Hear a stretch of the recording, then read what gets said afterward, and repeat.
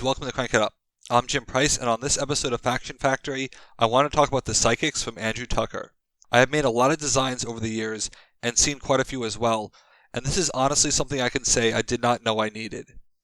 I wasn't even sure if it could or should work, but as I mentioned in the winner's announcement video, it captivated my attention because it reminded me of Absolute Zero from Sentinels of the Multiverse. In order for that analogy to land, I actually want to discuss Sentinels for a brief moment to provide some context. In Sentinels, characters have a power. It's 1/4 of your turn and one of the two major phases. You have a chance to buff allies, draw cards, and deal damage to enemies. But if you are Absolute Zero, you can damage yourself. Why on earth would you do this? There's no tangible gain, just damaging yourself. Well, it turns out that Absolute Zero has a payoff for the self-damage.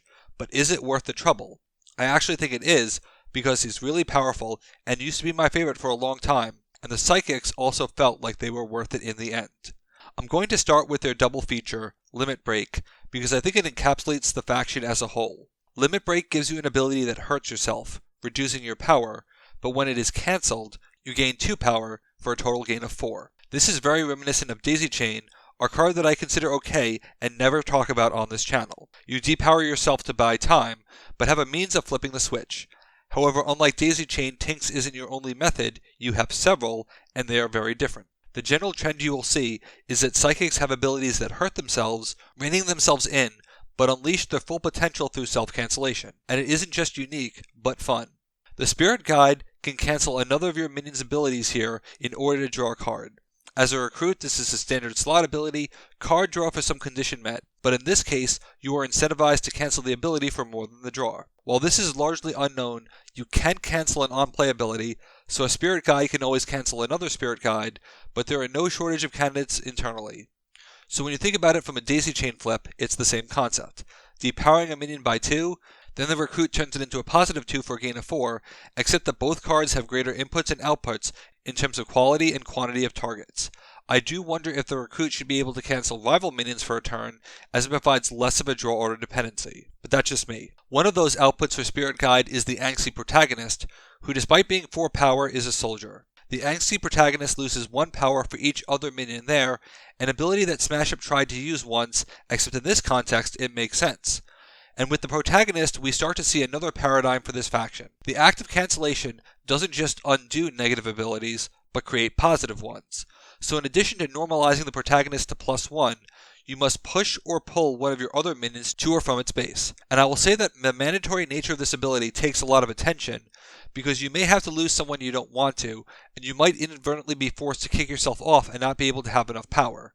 However, you don't have to achieve the fullest potential, such as using that +1, for this to work, because the Psychics use a concept I love but haven't seen done in this way, negative power negation. So ignore the +1 for a moment. If you play a Spirit Guide to cancel an Angsty Protagonist, even if the Spirit Guide moves off, the negative power negated might still be enough to break a base, and it would let you maintain tempo by having a minion out. The Elite Mind Freak has an ability that I've long wanted to see in Smash Up, the Community Talent. At first glance, this seems like a fun bear problem, as it is a means to grant extra power that your rival can control, but you have to remember that this is a negative ability by design. It's something that you want to cancel, even if that power doesn't matter, as it's free deck testing potentially twice per turn, and it can look at any player's deck, and it's an intriguing spin on the idea of a community talent. When I play around with these types of abilities, there is typically an agenda, but in this case, it's a fun twist on the idea that this is an ability you want to cancel. Because of the different states of canceling versus having things to cancel, deck sifting from a talent makes a lot of sense, especially when you care more about what the opponent has. While the payoff for canceling the Mind Freak isn't as significant as others, the deck foresight does matter tremendously to their leader, the Ascended. The Ascended is a collection of self-buffs and nerfs, with abnormally high power, but a first-turn limitation. There's an ongoing penalty to playing other cards, which makes the pre-triggering question of cuddling a secret agent very relevant. In addition to stopping the bleeding of cards, and it's important to note that Psychics don't have a ton of draw, the Ascendant has a chance to play cards off the top of your deck, cards which are conveniently known due to Mind Freak. That power can easily be a cost, because this is a strong engine card if you manage to play Focused Mind on it. You will discard a card for the initial play, but then you can draw one back, only to have a free play every turn. To see this in action, consider a 2-turn plan that takes 3 turns. You play an Angsty Protagonist with Limit Break on turn 1. you are providing very little power. You might play a partner minion on another base for the second turn. On the third turn, Spirit Guide is used to cancel Angsty Protagonist, creating more power, unlocking Limit Break, and moving over the third minion. It's a movement style convergence that has the added benefit of being power safe. Because of the unique premise of self-cancellation, it makes sense that the double features would be cards that want to be cancelled and cards that do the cancelling. Astral Projection is potentially renewable self-cancellation, with added bonuses if you do. You get an extra action as well as the choice to recur it. It's interesting that it can go to the top of the deck, because the Ascended can use it basically like a Mind Lady to cancel the next minion like an Angsty Protagonist. With Skeletons and Burying, lately I've been trying to bring up the idea of the rule of thirds in the Discord and my private convos, which is designed to prevent factions with unique mechanics from overindulging in that mechanic. Basically split a faction like this into thirds. Benefits for cancellation, cards that can cancel, and cards that do other things to help out with your draw order dependency. I think Psychics do this fairly well, as the Mind Freak is flexible enough to be part of the third category to help make the other two work. You have Premonition to gain insight into a rival's hand and deck, which can set up Psystrike. This is their best source of card draw, and drawing aggressively can help mitigate draw order dependencies, which are only magnified because of the rarity of both cancellation and abilities that want to be cancelled. This brings up an interesting point because of Materialization.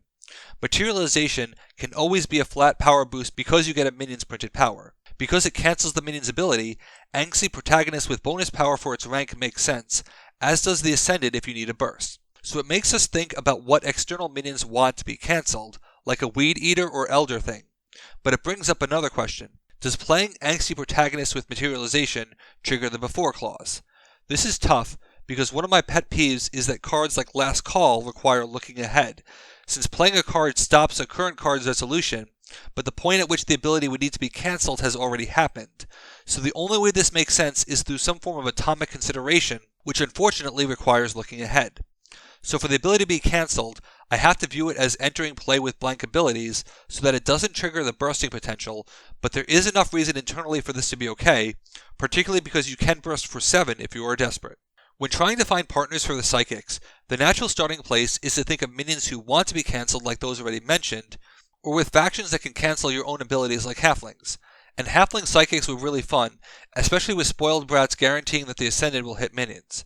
The Angsty Protagonists are very good for Rude Awakening, and a strong draw of Lunch Run keeps your hand stocked with options.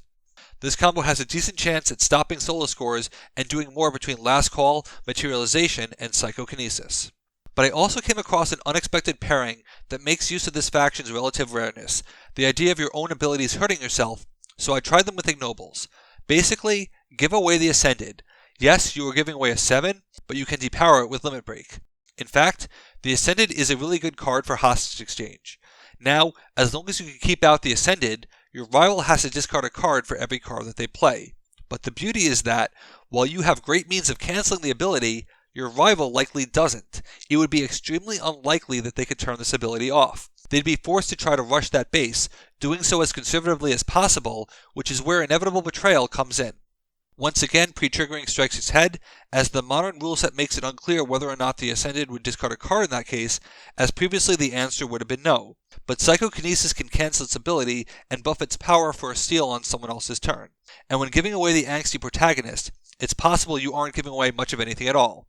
Ignobles have decent card draw to help with establishing the Psychic game plan, and you can play the Ignoble faction in a non-gimmicky way, as you really want to give away your cards and not immediately take them back. One of the interesting internal combos that the Psychics have is to use Psychokinesis and Angsty Protagonist to swarm on in Phase 2 or swarm off in Phase 3. In overpayment situations, this can be a great way of saving minions or setting up a double score by making the angry protagonist move off as a group. I was trying to think of another way to replicate this, and Potion of Paralysis came to mind. The idea of a special was really intriguing because it adds another special to their repertoire for come-at-me strategies. I also think that dwarves really benefit from deck sifting. I also found that loot lovers were good to cancel because they have a potential funbear problem since treasures can be played on most minions, or when you want to stage cards early and not give away any power. While I ultimately did not get to do my paralysis play because of Vikings got to use the talent of Mind Freak, which really suited their purposes, which means that Viking Psychics would be really intriguing, and I just saved myself a game. Because this is really uncharted territory, it's tough to measure the strength level of the Psychics, but if the goal of Custom Faction Month is to find creative ideas, then mission accomplished. This is a space I want to play in, and it makes me want to tinker with the cards badly, like Mind Freak being able to organize any deck. That would be interesting on the base deck because you run the risk of a rival undoing it, but they are passing up the deck foresight to do so. I would need to understand the modern stance on a few timing questions first because they are paramount to this faction, but they have a number of interesting tools and present a challenge to find a way to squeeze out every ounce of their benefit. Psychics were a great way to revisit embedded abilities like Changer Bots, and that alone would be interesting, but this is definitely an out-of-the-box faction that you'll want to try. What do you think of the Psychics, and who will you try with them? Let me know in the comments. Thanks for watching. Be sure to like and subscribe. Let's shut it down.